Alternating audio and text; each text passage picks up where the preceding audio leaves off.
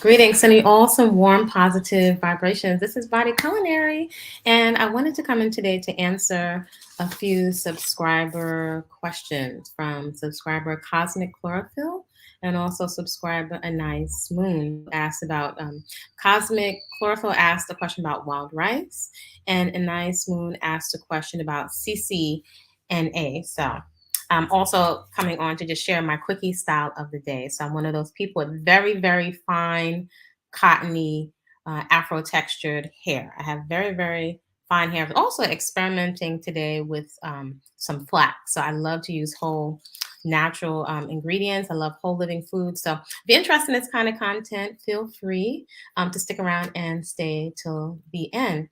If you're new to this channel, welcome. I'm Body-Culinary professional chef, personal trainer, and nutrition consultant, natural born woman. Shout out to you, whatever your expression is. All that are respectful are welcome here. On this channel, I love to share motivation and inspiration to 3 simple lifestyle practices that I think can be very profound. I've found extremely grounding and beneficial in my life. And those 3 practices are peaceful consumption. Your peaceful consumption may look a little different than mine. For me, that centers around a lifestyle pattern of consuming whole, fresh, living, unprocessed foods that still have their living water intact. If there's going to be any processing, I would do the processing myself. So if I want to cut it, slice it, make something that I think is better than bread, I like to see exactly what's in my food, and I really prioritize the living water. I also want to keep the nutrition as intact as possible, so I'm nourishing my body at a cellular level. So peaceful consumption, food that loves you back and doesn't dump a whole lot of waste on your waist or into your organs. Foods that really contribute to your longevity, vitality, that aren't clogging. For me, that pretty much looks like whole, fresh, living fruits, vegetables, seeds, nuts, fresh ground spices, sprouts, and legumes. Right? I've done every kind of combination of food or nutrition approach in several decades. So I've landed on something, and it's been a process that I feel I can live with indefinitely into the future. So I love to share peaceful consumption, motivation, and inspiration to start a garden. Everybody, believe it or not, can grow something, wherever you happen to be, whatever kind of space you're in. And then the third lifestyle practice is is your personal movement practice. So many people like to focus on either or, food or movement. We need both of them. It's actually critical for so many reasons. And again, these 3 lifestyle practices are what I emphasize because they have given me tremendous deposits into the 401k of my body, right? I'm always thinking, what do I need my body to do for me the next 10, 20, 30 years of my life? How do I need it to perform? And I'd rather be preventative. Prevention is much better than cure and trying to play catch up after you've already gotten a diagnosis or when your immune system is compromised. Health is cumulative. We may have some good genes working for us, but most of us, in order to have the genes express themselves, the cells need to be bathed in nutrition. They need foods that they can recognize. So I have found whole, fresh, living, unprocessed foods to be the simplest, the most sustainable, works for me on any kind of spending plan. So those are the 3 lifestyle practices that I love to share on this channel. I'm also sharing some of my journey of radical self-acceptance as someone with very fine, cottony hair. And I really like to celebrate, not only accept, but celebrate the unique features that I have, because this is what I have and this is what I have to work with. So I'll play with it. My hair is very, very fine. It's about maybe 33 locks. There's no twisting, there's no oils, there's no butters. I've tried oils and butters, and I really appreciate simplicity. Again, along your journey, and I really love to emphasize everyone is on their own journey. There's no need for us to shame each other for what we're eating or not eating. I mean, who really needs that? It doesn't benefit you to shame other people for what they're eating, especially if you're not paying their rent and taking care of their children, paying their bills, whatever. We're all on our journey. If anything, we can peep into each other's kitchens and bathrooms and hopefully get some inspiration and some other ideas for what we can implement into our lifestyle. And try it on and see if it works. If it works, take it and run with it. If it doesn't work, case rock. Take the best and leave the rest.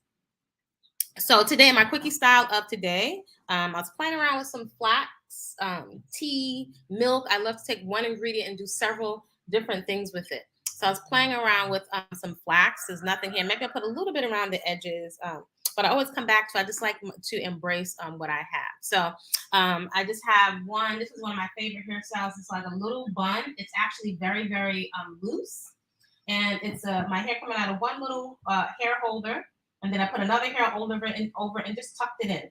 So this is very delicate. My hair gets damaged very, very easily. So my hair and skin constantly communicate to me that they don't like to be put into tight styles, pulled back. Whatever I've put my beloved beads and shells, it damages my hair. So my hair is very, very fine. It can't take a lot of handling. So what I'm calling freedom hair, Afro locks, freedom from burns, scalp irritation, hours in the salon, being preoccupied with my hair. I find it a bit stressful. I love the creativity.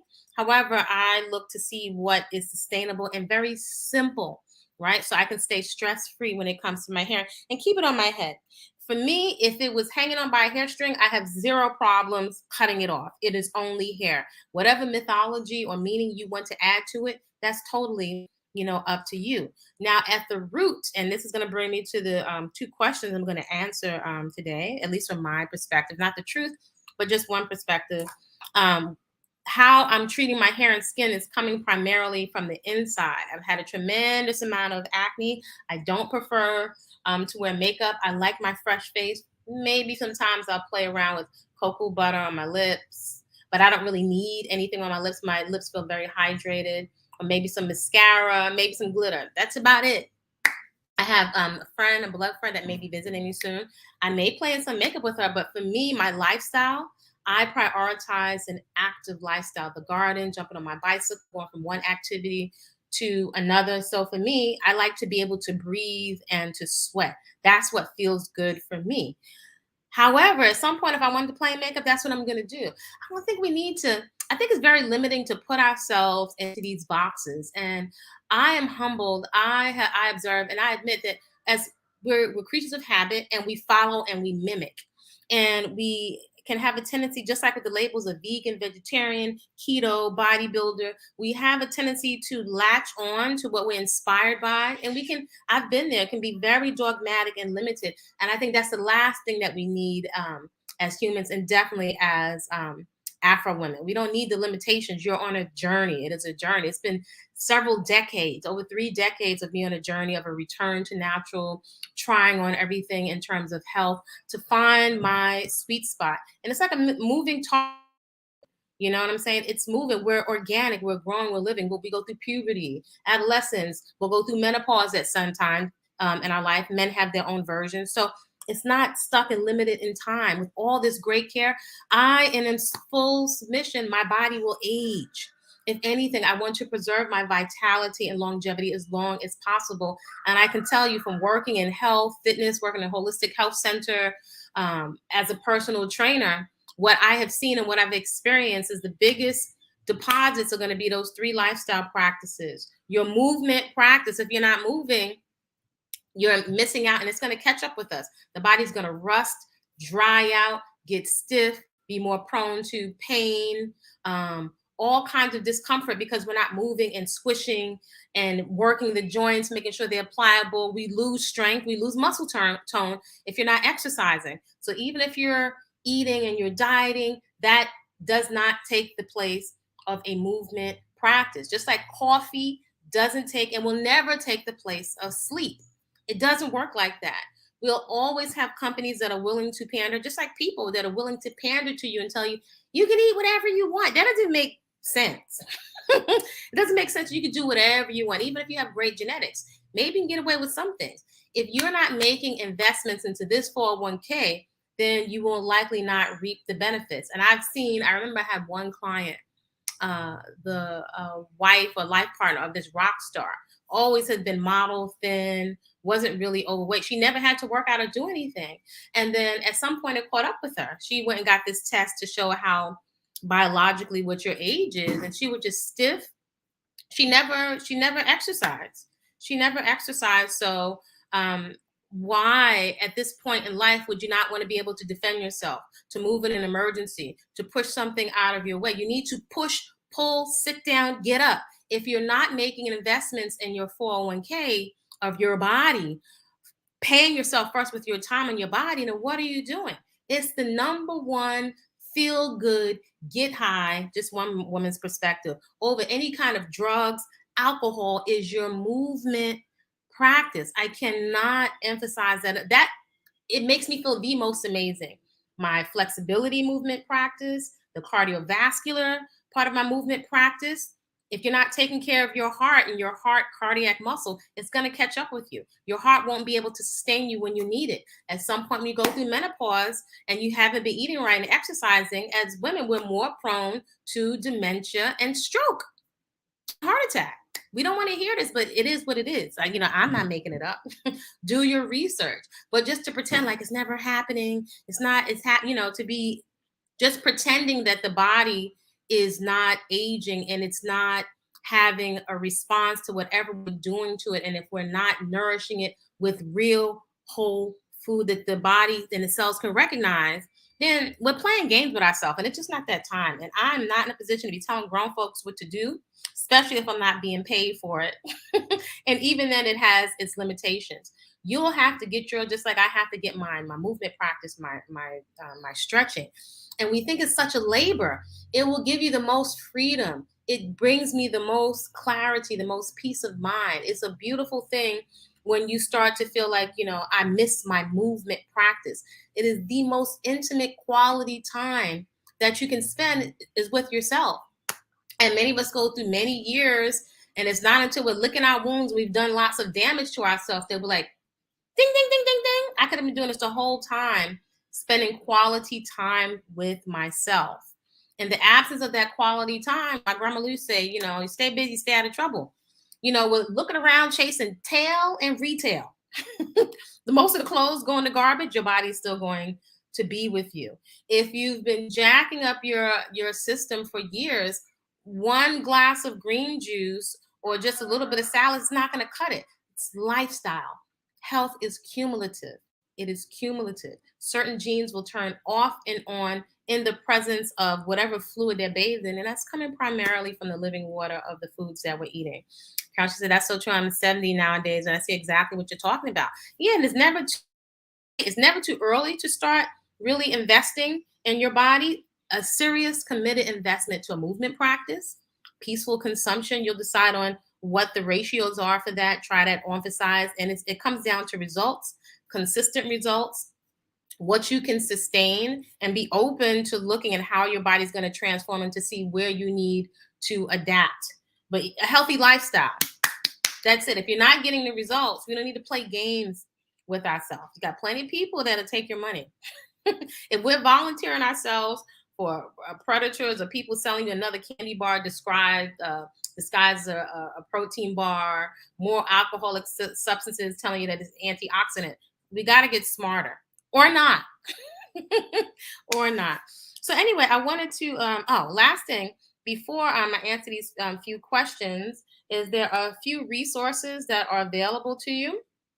I've mentioned them several times on this channel. There's actually quite a few resources, and sometimes I just wonder if we're paying attention. But anywho, this Whole Living Foods, the guide, it's unprocessed foods as a lifestyle. It doesn't really matter what you call yourself. This is animal free. I've eaten every flesh. I'm classically trained as a chef. This is how I eat. You can add or take away as you like. Yet it is a lifestyle focused on whole, fresh, living, unprocessed foods. Every question that somebody could have asked me over the years, I put it in a book with pictures, all the tips, tricks, and the things to shorten your learning curve. Shopping, different budgets, and how to sustain it. Also, somebody that's had a tremendous amount of acne, there is Natural Beauty, no products, only food that is cruelty-free and technically vegan. I don't like to trip off on the labels, but it's absent of products. Throughout the shower caddy years ago, don't plan on bringing it back. Keeping a simple, easy lifestyle has worked for me. It has been my movement practice and the way that I eat that has cleared up my skin.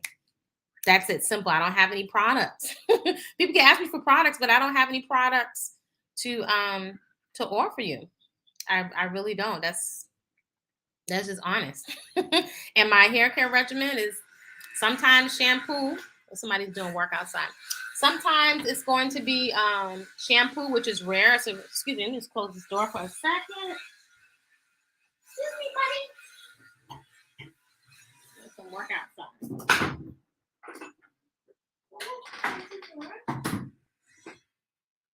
They're doing some work. So yeah, I don't have any products to offer people right now.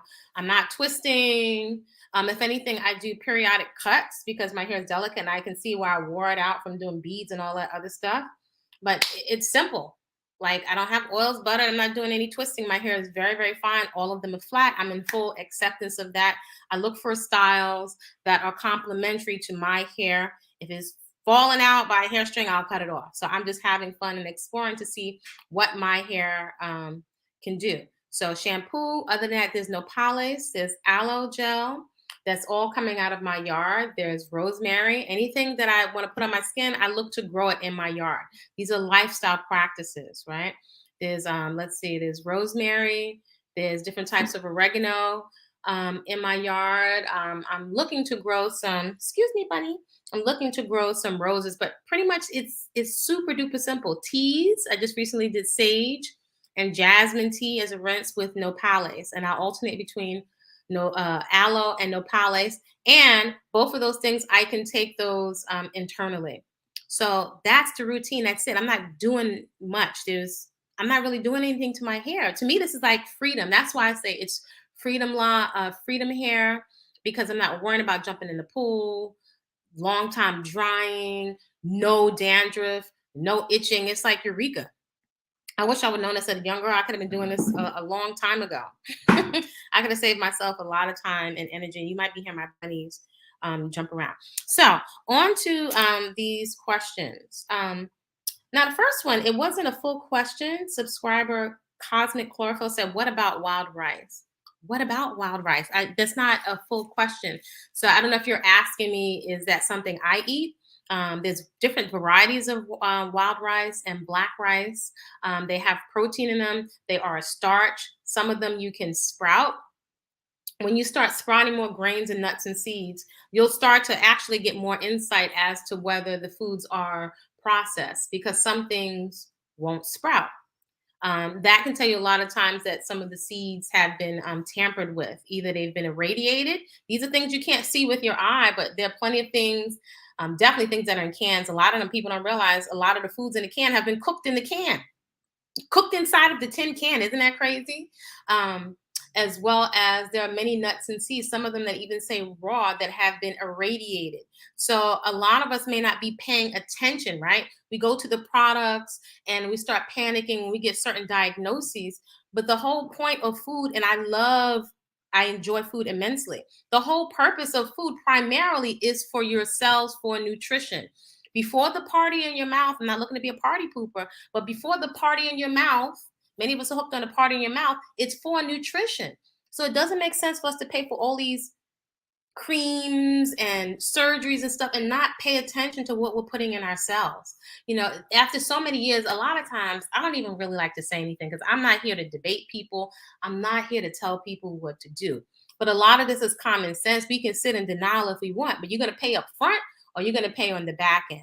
It's much more enjoyable to find a healthy way to live and to be honest with yourself. I've said over the years, I've mourned the loss of many foods. It's like mourning a bad relationship where you get knocked up an eye, you got black eyes, but you're so addicted and attached to it. So was it really a loss? I was a potato chip addict. I know that contributed, if I'm honest, contributed greatly to my acne, because there are certain things every time I engage in certain activities gave me a consistent result. Why are we expecting differently? It's like you're having unprotected intimate relations and you're expecting not to put yourself at risk. It's like cognitive dissonance on steroids. And yes, something can still happen with all the healthy eating. However, I feel better taking a risk, 110% risk on myself. I'll take my chances with my juicer. I'll take my chances with the greens that are growing out in my yard. I'll take my chances with my garden therapy. Those I can count on, and those lifestyle practices delivered and still delivered to this day. They will ground you when everybody else is out and about. So it's really about at a cellular level. So can I really say that a potato chip is help me at the cellular level? And sometimes it's like the cognitive dissonance and playing the games with ourselves. At some point you just got to admit you're addicted. Children sometimes, as women and as mothers, you start some healthy habits, and your children and your family will hold you accountable. My son, as a little boy, he was like, "Did you say your face breaks out every time you eat that? That's not good, mommy. You shouldn't do that." So children, it's not hard once you wrap your mind around, and in your quiet moments by yourself, the things that you're eating that are dumping waste on your waistline. We know the different toxic treats. I'm not making it up. Some highly enjoyable. The alcohol, the cigarettes, the smoke in our lungs. This is not rocket science. I can't speak for everybody else, right? I'm not judging anyone. You got to use your own judgment. There's judgment condemnation, and there's judgment that's common sense. So at some point, it's for us to get in our quiet moments and be honest about what's giving us the results. I've never seen anybody become overweight off of this stuff ever, and you're not going to see it. I think it's so interesting. People like, I can't have sugar. I can't have fruit because of its high sugar, and we just dump all carbs together. I've never seen anyone become overweight, even with all the different crazes with raw foods and the different ways to be whole food, plant-based and vegan. I've never seen anyone become overweight off of bananas and raisins and oranges. That's not what got people overweight. It's usually the chips, the overindulgence in animal flesh. It's the cholesterol. There's no cholesterol in the plant kingdom and queendom. So it's for us at this point, if we're not going to be honest with ourselves, that's on us. Just be honest. At some point, I'm addicted. That's what I had to do. I can't tell you what to do. I'm addicted. This is rotting my teeth. It has a tremendous. Some of us don't want to do the food journal because we don't want to be honest about the counts. There's some ladies right now that I'm communicating with that have pulled out the food skills. Like, oh my gosh, I had no idea of the portions. So many of us are eating portions for 5, 6, 7, 10 people. It's not coming out of anywhere. I get the hormones, and I've heard every excuse in the book. I've seen all different types of things genetically. I've heard people say about their metabolism. You can adjust your metabolism, but most of us are not moving enough. We're not challenging ourselves safely. We're just not, right? If you want tone, if you don't do work, you won't have tone in your body. Your body looks like whatever you're doing or what you're not doing.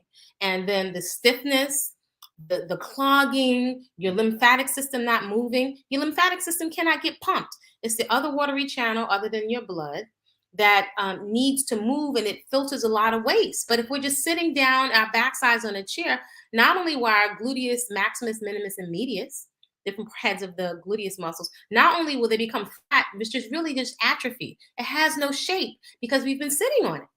Likely we'll have back pain because those gluteus muscles support the back. So investing in some basic comprehensive education, sometimes we're being, let me just be honest at it because I'm moving in the spirit. We're cheap when it comes to our food. We're cheap when it comes to investing in some type of education that will shorten your learning curve so you can learn how to keep yourself safe with your movement practice, right? We don't want to pay for a heart rate monitor, but we're going to pay for the medication. And you don't want to pay for somebody to be cutting you open. I recommend many people go onto YouTube and look at a surgery for atherosclerosis so you can see them cutting the arteries open, so you can use your own common sense discernment and look at the waxy fatty substance they're pulling out of the arteries. I've known of people that have come out of heart surgery and that were to have more than one stent basically propping their arteries open going to their heart, and was served a steak coming out of surgery. So if you don't take a stand for yourself and for what you're being fed, then that's on you. That's on each one of us as an individual. I have a family pattern of morbid obesity, diabetes, heart disease, heart attacks, substance abuse. I know what's waiting for me. I have half of a thyroid. So I really don't have it to play games with people. I don't have people take me out. If I was going for somebody to take me out, I'm not going to eat something that is subpar, especially as a chef. I'm not going to pay top dollar for trash. I'm not going to allow somebody to take me out to eat and feed me garbage. I won't even do it for my own mother.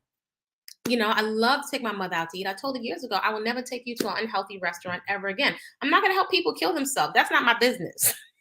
You got to come to stuff on yourself. I'm not here to argue or debate with people. I'm eating all this healthy food and I could drop dead tomorrow. However, taking 110% responsibility, that's what I can do. This is not the age to wallow in a victim mentality. It's not cutting the mustard. I can't do it. I can't support it. I can't. I can't do it. We're not there. We haven't been there. If you look at the news around the globe, we've been hit some of the hardest. Hit the hardest, and hit the hardest is not taking ownership of our health, not making those changes. A lot of information has been there. Well, now we're reaping the benefit of a compromise, not the benefit, the repercussions of a compromised immune system, an immune system that's only had alcohol primarily, dried out foods that can sit on the shelf that are deeply devitalized, all the flours that have had the endosperm removed from the whole grain, eating stuff that's like paste and clay and clogging the system, not moving. Okay, so our immune system is compromised. And sometimes I wonder, with all the recreational habits, for those of us that plan to be parents, why do we think that we're going to have these superior brain functioning when we're high and drunk all the time?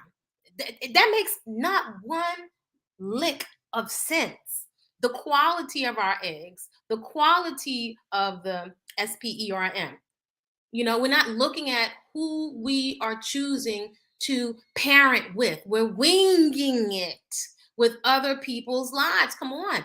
I mean, let's be honest. I was talking with, a good friend yesterday, and, we got on the communication. I've thought of this for years, right? There's some hard earned wisdom. Sometimes I just watch some of the younger generation. I don't know everything, but there's some stuff that I'm crystal clear on.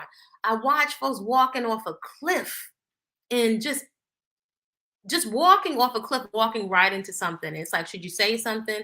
In this climate today, you could get screamed on. So I'm not here to debate people or tell people what to do. People will be very argumentative and want to debate you on some stuff they're walking into. People are going to argue you down to put themselves in harm's way.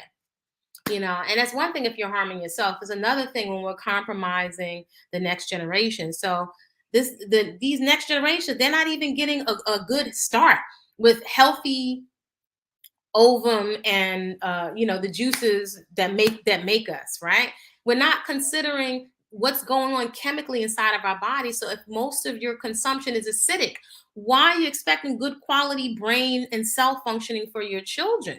We have never seen the rates of autism like we do now, and we can't just blame it on the vaccine. So the ingredients of the child is the mother and the father. You come together as divine masculine and feminine, however you're working that out. They haven't done it yet. We come together as divine masculine and feminine. So if it's not healthy, what are you expecting? If your heart muscle, right, and we're over 1 trillion cells that are communicating, heart cells, muscle cells, brain cells. If your cells are not of good quality, what are you expecting for your children?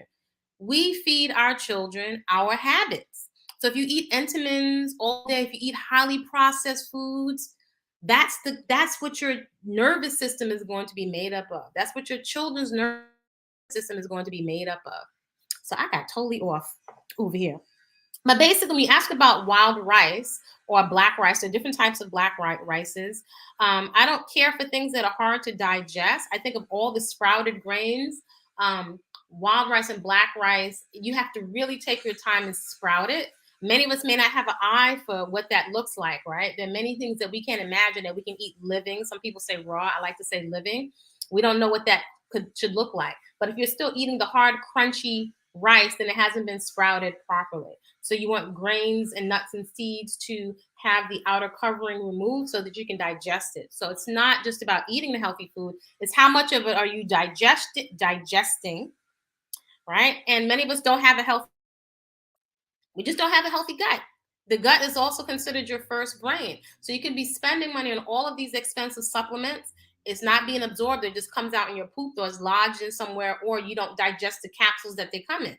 If we're going to take, for those people that do take supplements, we're just taking cheap synthetic supplements. So the area that I found that I don't skimp on is my food. right? The Ariel, I don't skimp on most of the clothes.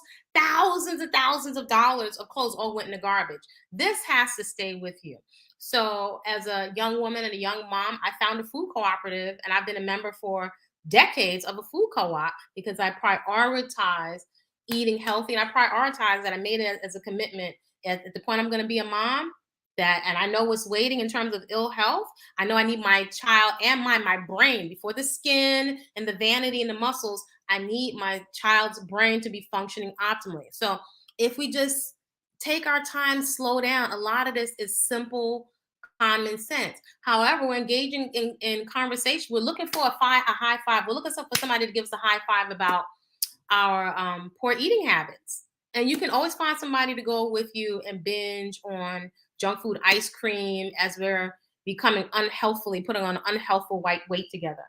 But you'd be hard pressed. Good for you. I would be looking for those folks who are willing to get up and walk with me so we can walk safely, that I can look in their lunch bag and they can look in mine and we can be inspired. That's what I look for in terms of who I'm going to spend time with. And that's also a lifestyle habit. That's part of the consumption. It's part of what you're listening to. One time I could not watch the screen without munching. And then what are you munching and numbing out to? So at the point we're highly programmable beings, you might as well program and trigger yourself to what is going to work for you. That acne was very uncomfortable to me. So it's not sometimes until we're getting a diagnosis or we're being wheeled into the emergency room do we start making deals with our God, which is not honest, saying that we're going to change.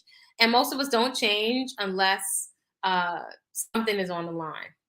So this wouldn't be the time to continue to do that. So wild rice, you can sprout the rice, you can cook the rice. It's one of the least processed rices. Is not as starchy as white rice. White rice usually has had the hull removed from it. So there's been such a transition of my palate, different foods, that a lot of foods I hated, I came to love. And even with a lot of those foods, the chips, those went. I would have never thought I could get off of chips. And then even the brown rice and stuff, it's amazing. I don't eat rice and bread. I don't have a desire. Now I know how to substitute those things. I know how to make live versions of it. All food ingredients are like a blank slate waiting to happen. And I would even say it's a lost art, learning how to take every single ingredient and flip it each way to Sunday. I would say it's the ways of the mothers and the grandmothers. So I'm big in terms of the whole fresh living ingredients. Do you know how to flip this into manipulate the tastes and the textures and balance out the flavors? That's really where it's at. And then making sure that it's presented very beautifully. So that is to answer Cosmic Chlorophyll's question, right, about black rice. And let's try this thing out here. Let's see if I can even find the image for the black rice. Can we find that here? So that we can share. We can do a little education over here with these different things. Because as my mother would say, I could show you better than I could tell you. And let's see. So black rice, there's sticky brown rice, and then there's black rice, usually a long grain rice. So can we find that here? So here is the rice. Let's see if we can share the screen. It would allow me to share the screen. Window. No, I'd probably have to open it another one. Let's see.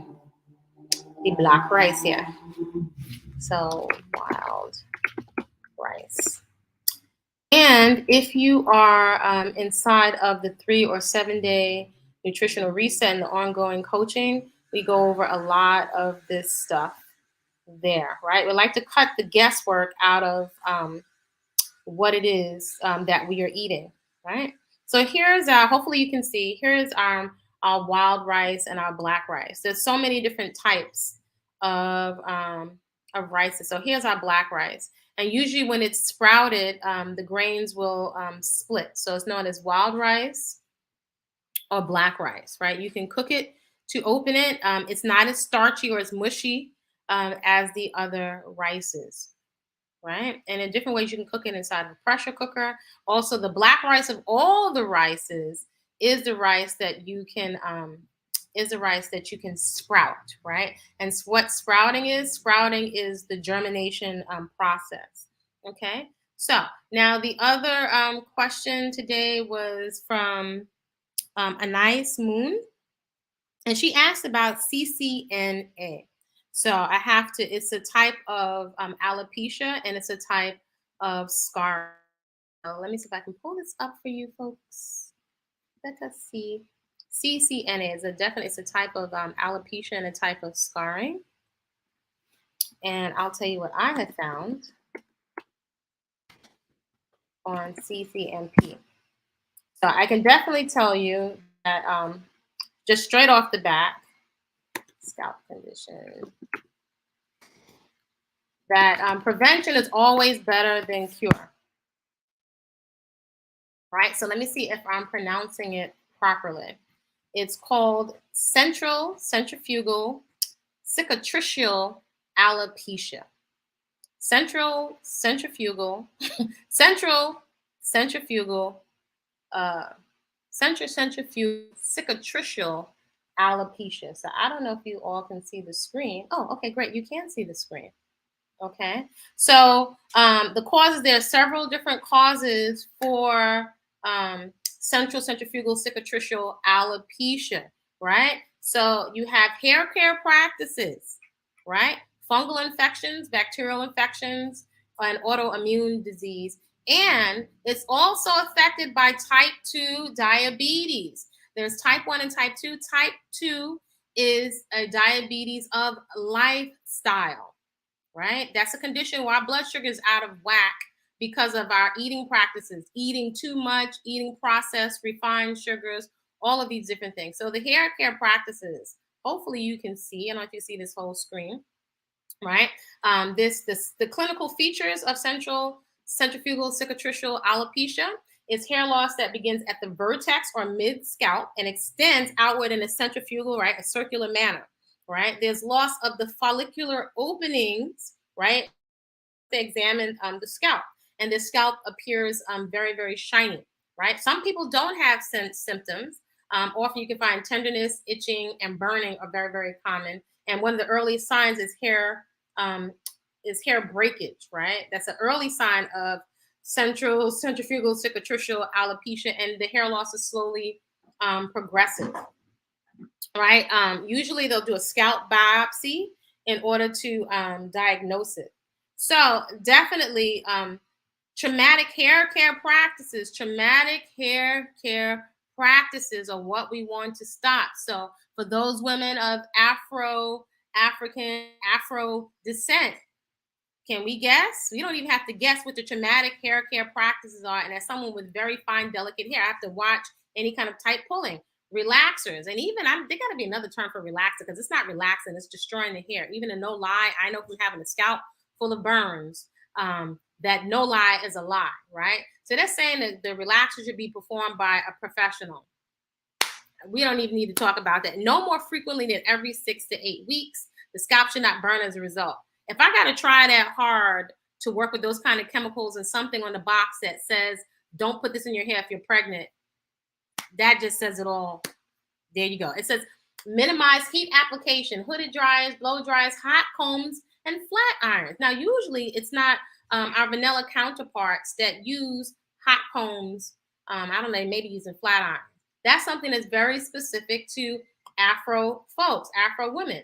This speaks for itself. Avoid tight braids, weaves, and extensions, right? I mean, sometimes just the amount of glue that we're putting. Why are we expecting to have a hairline? And I'm not telling people what to do. I'm not. I'm just speaking from my own experience, right? I've had somebody that's had my ears singed, had scalp burns, just scabs all over my scalp. Why are we expecting to have a scalp that's free of damage when we're putting glue and you have to glue onto the scalp and into the follicles? Does it not occur that that creates damage over time? So it doesn't appear that we think very long term when it comes to our health, right? Sometimes we're just doing the most, and then we have to, then tattoo really harsh tattoos on our face for eyebrows. It doesn't make sense. So avoiding tight braids and weaves and extensions, avoiding hairstyle practices associated with discomfort, scalp irritation, or scale. So any kind of pulling. That's why I'm with Freedom here. Hey. So they can offer some solutions, right? Some different types of what they said, minoxidil, to try to stimulate the growth in the follicles. If you think about how much these different products are going to cost you. And then we're moving at some point after the fact from a space of desperation, and then you got to pay more money for a hair transplant. I say just leave the hair alone. The prevention is much better than cure. So let me see if we can stop sharing the screen for a moment. That's just too much trauma. I don't have it. I don't have it. I don't have it. What is somebody saying, honey, how do you prepare food to make sure you eat well? I prefer living foods. I've done everything. If you're going to apply cooking to your foods, the least heat as possible, because there are many nutrients that are compromised and that are degraded in the presence of heat. That being said, cutting your food properly, learning how to season it, but more so to how to prepare it so that you're not damaging all of the nutrition. Actually, is wild rice an aquatic grass? I don't know if it's an aquatic grass. You can look that up. I don't know if it's an aquatic grass. I just know that it's something. It's one of the least starchy of the rices, and I know from living foods, it is something that you can sprout. There was a time where I used to cook rice. So the last rices that I've eaten varieties were sticky brown rice. There are varieties, and I frequent different cultures and neighborhoods, different types of stores, because I like to go where they go for the best quality ingredients, as well as prices and variety. So in some of the Asian and Korean markets, you can find all different types of varieties of rice that you may have never even seen before. So the different mixtures of rices. Wild rice is a longer grain. It's not as starchy. It can be cooked, and it can be sprouted. So if we look at us as a group of women and genetically, and I've seen different types of, I've worked with all different types of demographics and cultures and groups of people. I see certain patterns and work in a holistic health center and different types of cultural clients. There are certain patterns. I can look at the patterns of eating also in different countries as I've traveled, and I can see different patterns in how we look in our midsection, our body composition, definitely inside of our gut, even sometimes our different scent, depending on what we're eating all the time. So if you're eating bread all the time and heavy rices, if I look at some of our African folks and relatives, sometimes from eating lots of cooked palm oil and certain types of starches in the ground. The ground provisions are not so bad, but it's also how we are preparing the food. Sometimes you can see a lot of blood red in the eyes. So depending on the sodium content, the starch content, how you're preparing that starch, you can see different habits. I'm not just talking about our genetics and if we're curvy or if we genetically we have a bigger shaped butt, but I'm talking about the unhealthful weight. The only weight that we ever want to release is an additional or unhealthy adipose tissue. We never want to lose muscle weight, ever. There's a distinction. Most of us are not making the distinction between lean tissue that is active. Tissue is going to be lean if it is challenged, and it's going to grow based on eating real food and if you are active. If you are not active, your muscles become very soft. They will become atrophied and basically flat, kind of if you think of a leg was inside of a cast for a period of time and it just got weak and it got atrophied. Then likely if that tissue is not active on your body fat composition, unless you're the body type that is very underweight, the other edge of the extreme, if you are not active, then that lean tissue is not metabolically active. It is likely you will put on more adipose tissue, which is a technical term for fatty tissue. There's also water weight and the other tissues that are in the body. So many of us say, I want to lose weight. Just like we say, I don't eat carbs. And we're not making the distinctions. This is one of the reasons why most of us don't really have the results that we desire. And most of us are not able to discern because we do go with a lot of bruh science, right? Or we're information overload, or we're not consistent with what we're doing, or there's not an accurate accounting of how much we're eating. And then also the quality. If we're just eating, and I totally get it. If you are on a spending plan or a budget, many of us are doing the best that we can with what we have. But I'm telling you, you can eat much better with unprocessed food. You can eat more food.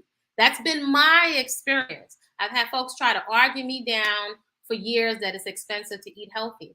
Lentils, plantains. I've been to all kind of countries, all kind of situations. I can eat well for $5, right? Many of us may not be willing to put in the work to grow some microgreens or some sweet potato greens. I mean, come on, a lot of our ancestors, Africa has no shortage of land. People know how to farm. However, we covet, and we've been conditioned to covet ramen noodles, which to me are like, it's just gonna swell you up. It's like I would call it as negative to nutrition. They're foods that are taxing to your system, that cause water retention, that jack up your nervous system. So you'd be much better off with the ground provision and the okra and those potatoes than you would the highly processed foods. So in most countries, there's some kind of ground provision. And you'd be amazed at a lot of things that actually, if you wanted to, you could prepare them whole, fresh, and living. So the goal is to get your food as little processed as possible, and that may likely require a learning curve, relearning how to prepare some of the foods and learning how to keep most of the nutrition intact. So we're gonna have to learn how to prepare the food, or hopefully you have your family members or your homies. Maybe you could split. I've said it for years. Go to the wholesaler. You'll see if you look in Whole Living Foods in the Hood. Go to a wholesaler with one of your homies and split cases, of oranges, split cases of limes, split a case of cucumbers. I know for me, I could go through a case of cucumbers. I would even say it's going to drive your food bill down because you'll go more into simplicity. And then you will really have to enact the ways of the mothers and grandmothers, not wasting the food and learning how to be creative with what it is that you just purchased. You spent time to go over to the place and purchase it and to shop and select it. So it makes no sense to have that stuff rotting down in the refrigerator.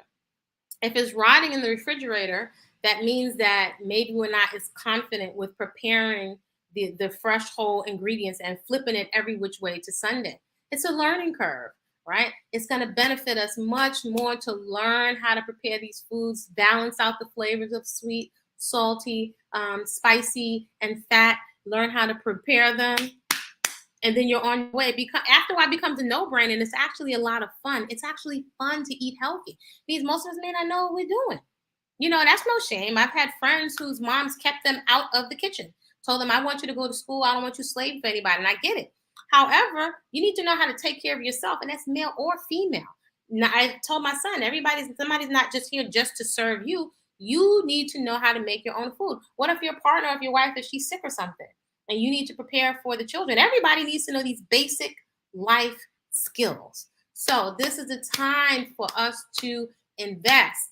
How much more clothes and makeup are we going to invest in and not learn how in products and not learn how to prepare fresh, whole food for ourselves? If you understand it's like understanding your business, then perhaps you can delegate some of those tasks to your children, to put them next to you on a stool, to pass you the carrots, or while you're hanging out. I've said for years to clients, if somebody's gonna be taking a now, Matt, Bunny, you know better than that. That is not for you.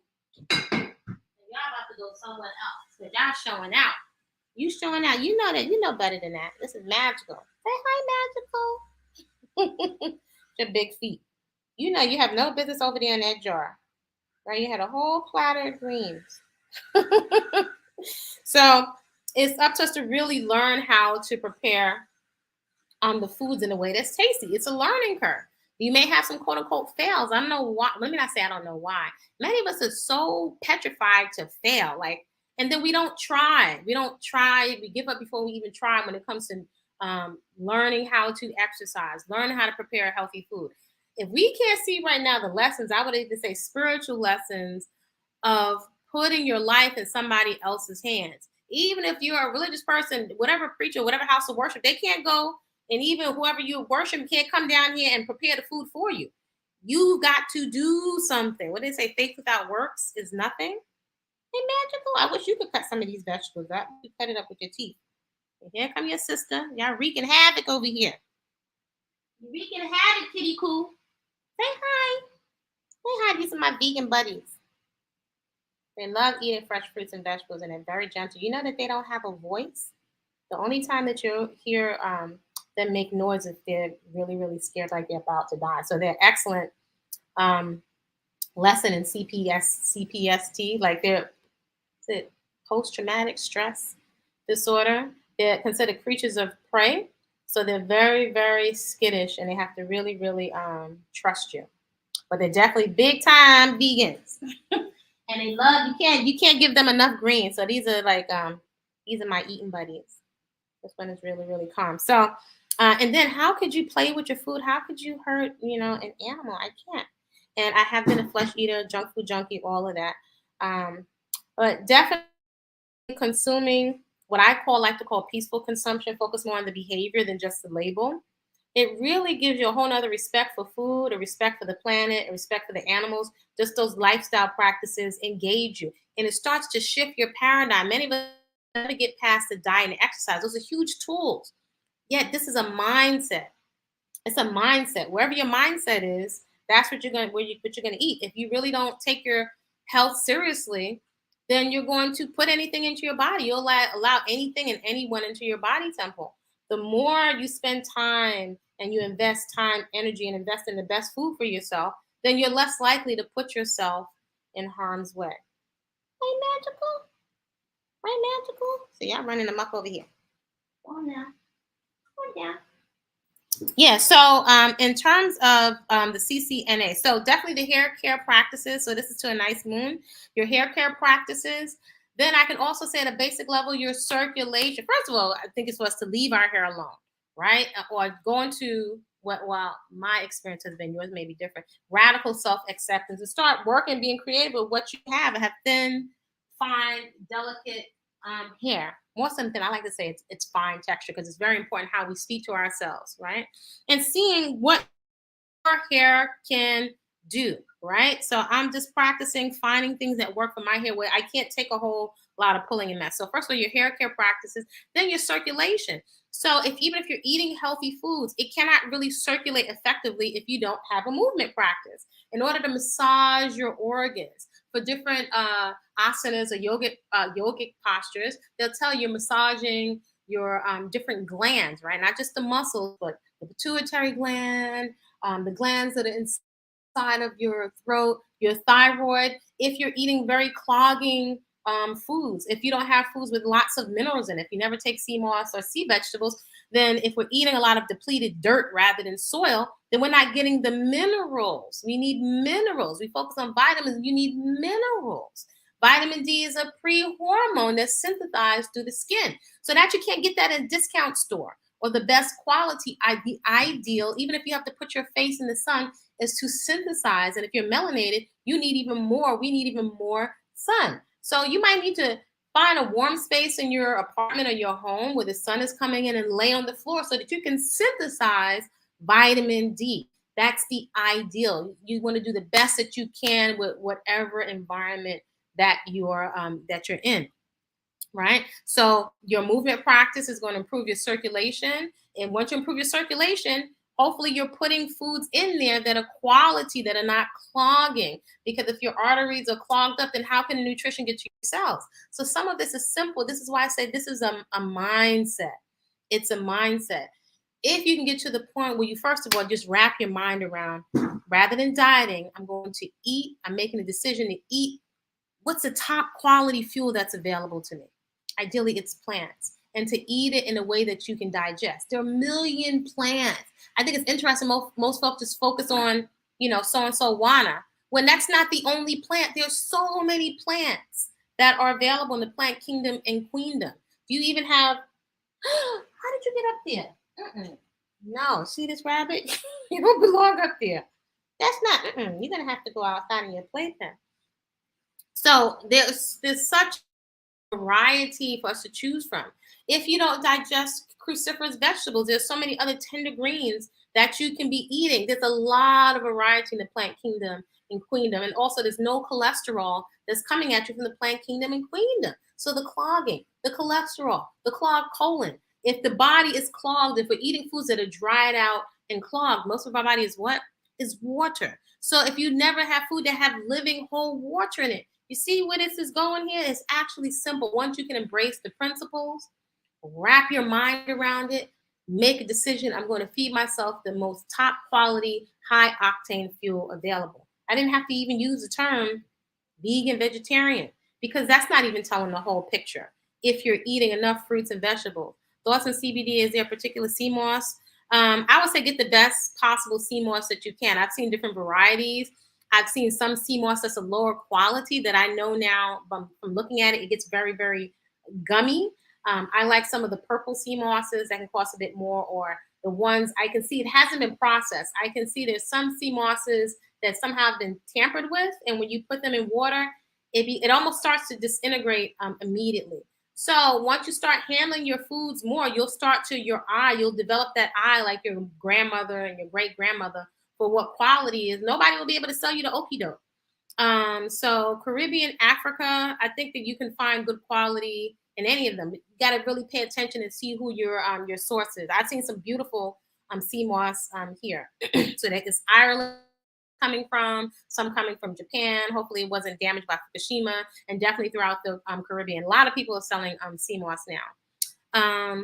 And CBD, some people say it's beneficial. I don't take CBD. If I was going to take something from that plant, for me, it would make sense. I don't see people focusing on the teas, which I think is interesting, but I wouldn't be smoking it.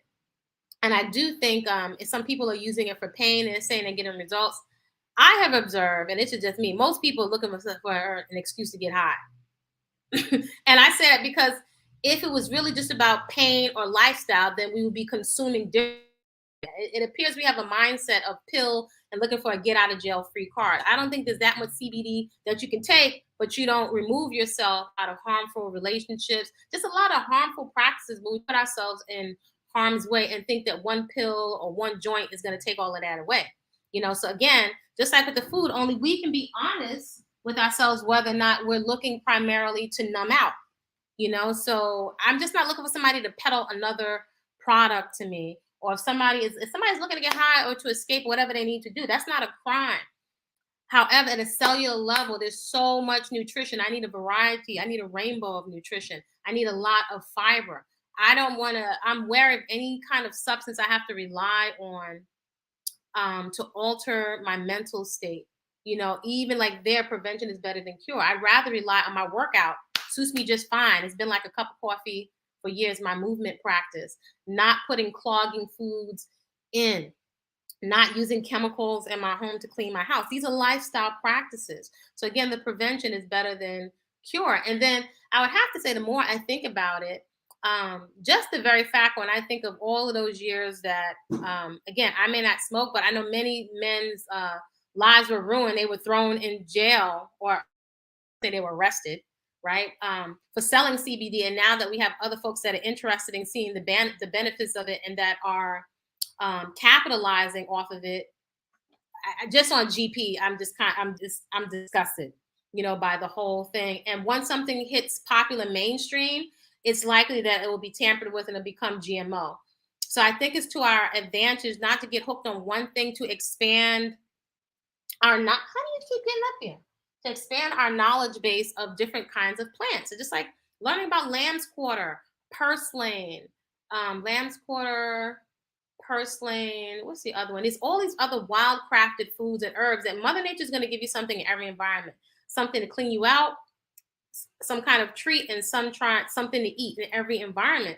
So I feel like we're very limited and we don't expand, and we're not putting the time in to learn about the local foods in our area. Marijuana hasn't been it's not the only plant, right? And I would say the primary focus is what you're eating on a regular basis. I wouldn't trust anything that gets really popular and that folks are selling out here. I'd look at my whole diet. But if it works for you, find what works for you.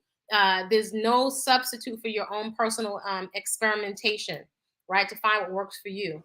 And that's your regular eating practices. So your eating practice, your garden practice. If I would more than likely want to grow my own, but it just hasn't been a thing for me. So hopefully that answers the question. Your circulation, Anais, is what you want to look at.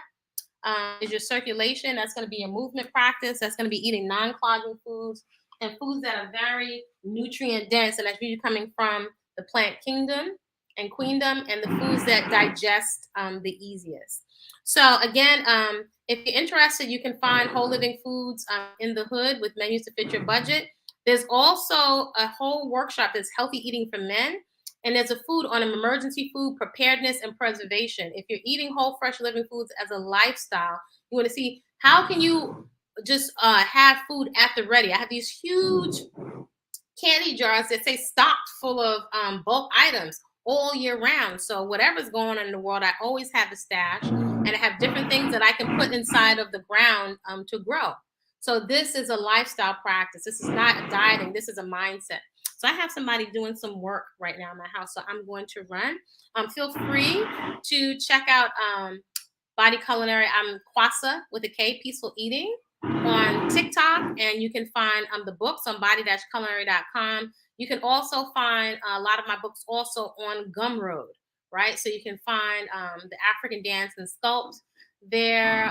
There's also some relaxation videos on Patreon, and on my Patreon, I share some of my content specifically around overeating, mindless eating, and mindful eating, getting to the root of why, getting present to why we're eating on automatic pilot, right? Because there are a lot of emotions, right? There's no, what kind of supplements are we going to take for that?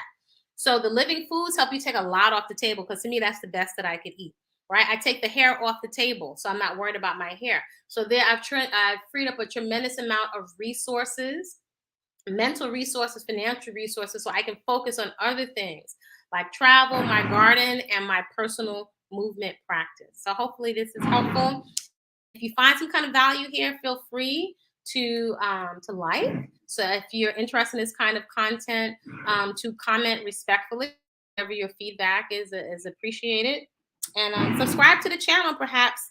Share it with someone who could use some value. And I encourage you really to create support for yourself. Perhaps replay some of these videos as you're decluttering, cutting up vegetables, or as you're in your garden or stretching. So that being said, you all create a great day on purpose. And I look forward to seeing you. If you are interested in participating in the 3 and 7 day nutritional reset, you can still, that's going to be ongoing.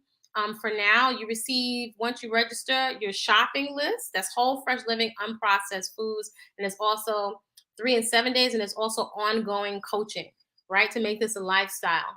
So once you register, you complete registration, you get your shopping list, so you can store up your house. You're going to get your menu plan, and you will get private access to that particular platform where you can post pictures of your food, get your questions answered, and receive some kind of support. So that's the 3 and 7 day nutritional reset on body-culinary.com. You can also reach out to me at info@body-culinary.com.